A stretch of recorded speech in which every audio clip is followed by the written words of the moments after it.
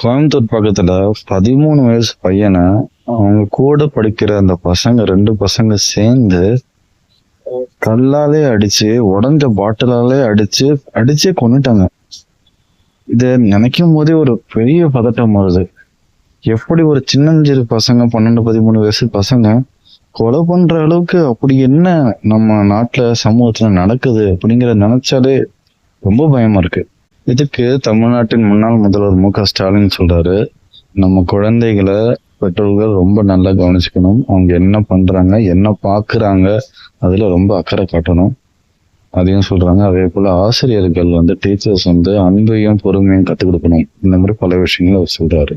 இதே இன்சிடென்ட் திமுக அரசுல நடந்திருந்தா விஜய் என்ன பேசியிருப்பாரு அப்படிங்கிறது விஜய் சப்போர்ட்டர்ஸ்க்கு தெரியும், விஜய் சப்போர்ட் பண்ணாதவங்களுக்கு தெரியும். ஏ ஸ்டாலின் அரசே, ஏ திமுக, ஏ தீயசக்தி, என்ன ஸ்டாலின் சார் தூங்குறீங்களா, சட்ட ஒழுங்கை பாதுகாக்க மாட்டீங்களா, குழந்தைங்களை என்ன இப்படி கொள்றீங்க அப்படி இப்படின்னு போட்டு தள்ளியிருப்பாரு.